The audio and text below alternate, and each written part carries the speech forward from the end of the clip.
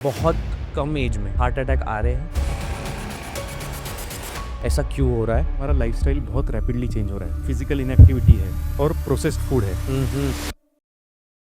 बहुत ही कम एज में लोग मर रहे हैं हार्ट अटैक से या फिर हार्ट डिजीज से।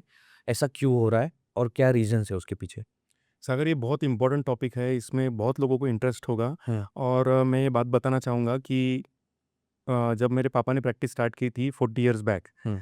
तब 40 इयर्स का कोई अगर आता था पेशेंट, तो हम उसे निग्लेक्ट करते थे कि अरे तुझे कुछ नहीं है, तू घर जा, एंग्जाइटी है, कार्डियक एंग्जाइटी है। अच्छा। But over last 10-20 years this scenario is slowly changing. We are getting younger and younger patients. आज अगर मेरी ओपीडी में 28-25 साल का भी कोई लड़का आता है चेस्ट पेन लेके, हाँ। तो मैं उसे निग्लेक्ट नहीं कर सकता, हम्म। क्योंकि बहुत कम एज में ये पेशेंट्स आ रहे हैं आजकल। इवन मैंने जो लोएस्ट पेशेंट देखा है, हम्म। कम से कम एज 23 इयर्स का, जिसे हार्ट अटैक आया था। बाप रे। Yes, so that is happening. अब इसकी रीजंस की बात करेंगे तो हमारा लाइफस्टाइल बहुत रैपिडली चेंज हो रहा है। हम्म। एक तो फिजिकल इनएक्टिविटी है हम्म। और प्रोसेस्ड फूड है, जो हर जगह अवेलेबल है। अच्छा। मतलब रिस्क फैक्टर्स बढ़ रहे हैं। हार्ट अटैक जब हम बोलते हैं तो हम रिस्क फैक्टर्स की बात करते हैं। हम्म। तो एक स्टडी हुई थी, फ्रेमिंघम रिस्क फैक्टर स्टडी, हाँ। 1948 में। हम्म। उसमें हज़ारों पेशेंट्स का स्टडी किया गया था कि हार्ट अटैक्स क्यों हो रहे हैं। हम्म। जिसको हाइपरटेंशन है उसको ज़्यादा हो रहा है क्या, डायबिटीज़ जिसको है उसको ज़्यादा हो रहा है क्या। तो this was the study which establish that risk factors cause heart attack. Heart attack suddenly नहीं होता, उसके पीछे कारण होते हैं। हम्म। तो ये स्टडी ने एस्टैब्लिश किया कि there are two types of risk factors. एक तो मॉडिफाइबल रिस्क फैक्टर्स होते हैं, हम्म। Non modifiable. ओके। तो नॉन मॉडिफाइबल रिस्क फैक्टर्स मतलब क्या? Advanced age is a risk factor, old लोगों में ज़्यादा होता है। बराबर। दूसरा, मेल्स में ज़्यादा कॉमनली होता है हाँ। Compare to females. Hmm. Third, South Asians मतलब Indians as hmm. Such are genetically more prone to develop heart attacks. अच्छा। तो ये सारी चीज़ें जो हैं, एज हो गया, मेल सेक्स हो गया, हाँ। तुम्हारी रेस हो गया, मतलब साउथ एशियन है हम, हाँ। हाँ। तो ये नॉन मॉडिफाइबल रिस्क फैक्टर्स है। नॉन मॉडिफाइबल क्योंकि इसे तुम चेंज नहीं कर सकते। ओके। और चौथा नॉन मॉडिफाइबल है कि तुम्हारी अगर फैमिली हिस्ट्री है, हाँ। तुम्हारे माँ बाप को, भाई बहन को किसी को हार्ट अटैक आके आए, तो हम्म। तुम्हें होने का वो चांस है। Hmm. So these are all non modifiable, इसके बारे में हम कुछ नहीं कर सकते। हम्म। उसके बाद आते हैं modifiable risk factors. Hmm. Modifiables में क्या क्या है? हाइपरटेंशन है, डायबिटीज़ है, obesity, smoking, hmm. Alcohol, hmm. Physical inactivity. ये सारी चीज़ें जो हैं, इसे हम कंट्रोल कर सकते हैं, करेक्ट। है ना? तो इसे हम मॉडिफाइबल रिस्क फैक्टर्स बोलते हैं। और आजकल रिसेंटली लास्ट 2 डिकेड्स में ये जो मॉडिफाइबल रिस्क फैक्टर्स हैं, हम्म। वो बढ़ रहे हैं। अच्छा। लोगों को हाइपरटेंशन बढ़ रहा है, डायबिटीज़ बढ़ रहा है। मतलब 20-25 साल के लड़के आते हैं जिनका बीपी ज़्यादा होता है, 30 ओके। साल की उम्र में डायबिटीज़ हो रहा है। हाँ। हाँ। तो ये काफ़ी सारी चीज़ें हैं जिसकी वजह से यंग लोगों में हार्ट अटैक्स आ रहे हैं। तो मेन रीजन आप ये बोल रहे हैं कि process food, current lifestyle. Yes. But sir young young जितने भी लोग, जैसे आपने बोला कि आपने एक पेशेंट देखा 23 इयर्स का। हाँ, 23 इयर्स में ऐसा उसने क्या खा लिया होगा या फिर वो जल्दी हो गया? करेक्ट। कई बार ये रिस्क फैक्टर्स ना ऑब्वियस नहीं होते। हम्म। वो टेस्ट करने में पता चलते हैं। जैसे तुम अगर लिपिड प्रोफाइल करो, हम्म। उसमें आजकल काफ़ी सारे एडवांस टेस्ट भी आते हैं। जैसे लिपिड प्रोफाइल में भी एक्सटेंडेड लिपिड प्रोफाइल आ गया है, lipid lipoprotein A, that is a genetic marker hmm. कि ये पेशेंट को हार्ट डिसीज़ होने का ज़्यादा चांस हो सकता है। अच्छा। तो ये पेशेंट्स में इंसुलिन रेजिस्टेंस ज़्यादा होता है। हम्म। तो वो जो 23 साल का था, वो ओबेस था। उसकी फूड हैबिट्स बहुत ख़राब थी और उसकी स्ट्रॉन्ग फैमिली हिस्ट्री थी। उसके पापा को भी at the age of 50 heart attack आया था। ओके। अच्छा। सो यू मीन, हाँ, सो अगर कोई यंग लड़का या लड़की है या जिनको भी फैमिली हिस्ट्री है, पता है कि अपने फैमिली में कभी किसी को हार्ट डिजीज हुआ है, यस। तो उन लोगों ने कब से प्रिकॉशन लेना चाहिए और क्या करना चाहिए? जिनकी फैमिली हिस्ट्री है, जिनके घर में माँ-बाप, भाई-बहन, फर्स्ट डिग्री रिलेटिव में हार्ट डिसीज़ हुआ है, तो they should be definitely more cautious. और उन्होंने जो स्क्रीनिंग है हार्ट डिसीज़ का, वो हम्म। अर्ली एज से स्टार्ट करना चाहिए। हम्म। एग्ज़ैक्ट डिफाइन नहीं कर सकते, but from the age of 25 they should check their blood pressure, they should check their diabetes status, and they should check their waist circumference every year at least, once a year. Okay. So you mean अगर किसी के family में hereditary अगर किसी को है तो हुँ। Definitely उनको होना ही है और उन्होंने अर्ली।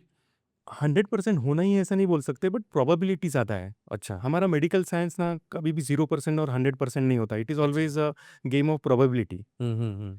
तो जिनको ये रिस्क फैक्टर्स हैं, फैमिली हिस्ट्री है और जिनकी लाइफ़स्टाइल ख़राब है और ये रिस्क फैक्टर्स है, हम्म। तो उनको होने का चांस ज़्यादा है। ठीक है, तो आपने बोला कि अर्ली अगर उन्होंने टेस्ट करनी चाहिए। येस। तो let's talk about test first. Okay. तो मुझे आप ऐसी टेस्ट बताइए जिससे गारंटीड बोला जाए कि कि मुझे हार्ट डिसीज का प्रॉब्लम होगा या है and I have to take care now? कोई भी एज से हो सकता है। अच्छा, तो ये चेक करने के लिए कि मुझे हार्ट डिसीज़ हो सकता है कि नहीं, there is not a single test but there are battery of test, मतलब there are multiple test which can tell you कि तुमको हार्ट डिसीज़ होने की संभावना है क्या। ओके, एक तो स्टैंडर्ड है कि तुम्हारा ब्लड प्रेशर चेक होना चाहिए। ओके। दूसरा sugar, HbA1c average blood sugar जो हाँ। 3 महीने का एवरेज होता है। हुँ, तीसरा है लिपिड प्रोफाइल, हुँ, जिसमें हम LDL, VLDL, HDL ये सब चीज़ें देखते हैं, ट्राइग्लिसराइड देखते हैं, ये ओके। हमने करना चाहिए। थर्ड? ठीक है, फोर्थ है LP लिटिल ए, हुँ, लाइपोप्रोटीन ए। हुँ, हुँ, ये लाइफ में एक बार करना चाहिए। दैट ओनली टेल्स यू कि तुम्हारा प्रीडिस्पोजिशन कितना है। अगर LP लिटिल ए की वैल्यू मोर देन 50 है, hmm, then there is more chance that you can have a heart disease. Okay, और लास्ट है एपो लाइपोप्रोटीन बी। ओके। और काफ़ी सारी टेस्ट हैं जैसे HSCRP जो बॉडी का इन्फ्लेमेशन बताती है। हुँ, ये सब टेस्ट करके हमें एक प्रोबेबिलिटी पता चलती है कि उसको कितना चांस है हार्ट डिसीज होने का। तो ये कितने एज से ये वाली टेस्ट करनी चाहिए सारी? ये after the age of 25 you should do. Yearly once? Yes.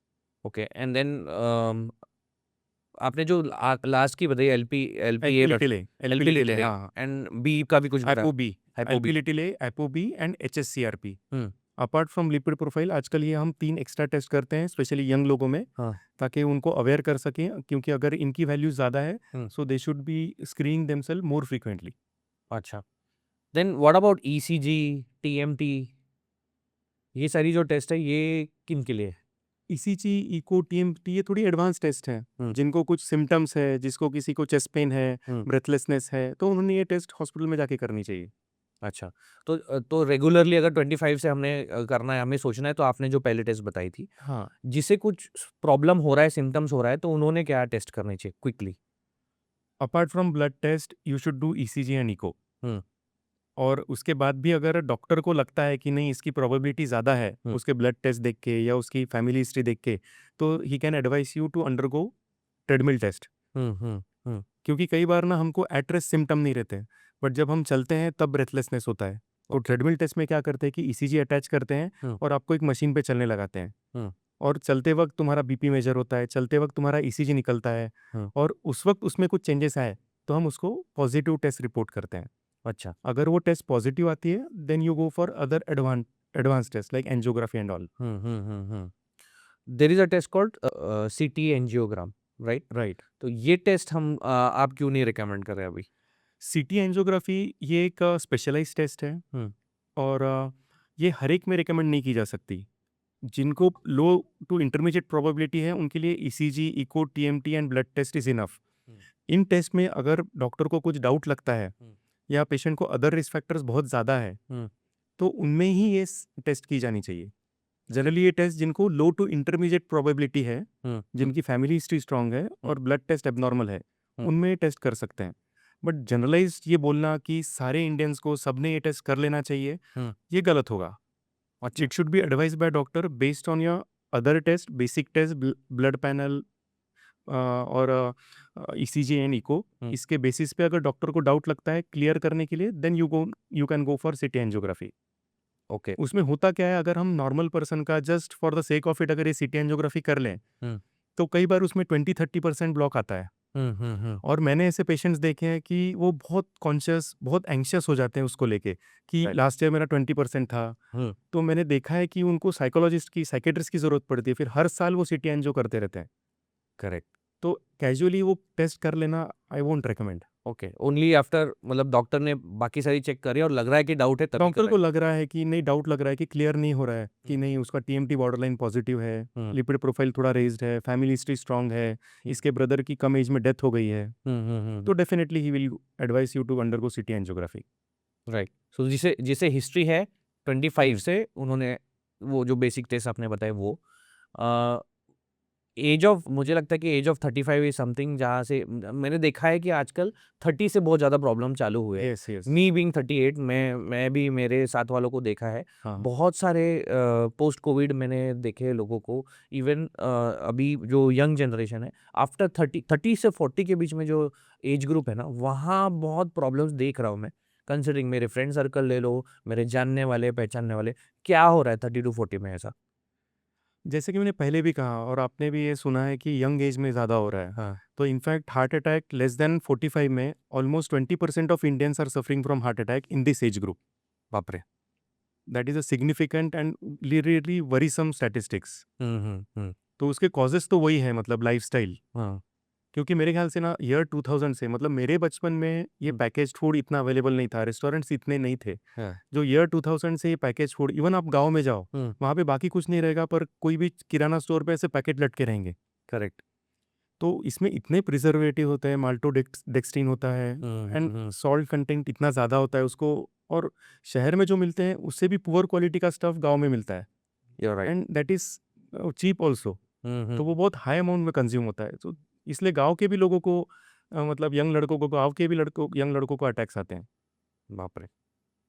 That is correct. तो food is one of the reason highly आज का प्रोसेस्ड फूड, हाँ, हाइली प्रोसेस्ड फूड येस। जो अभी हो रहा है।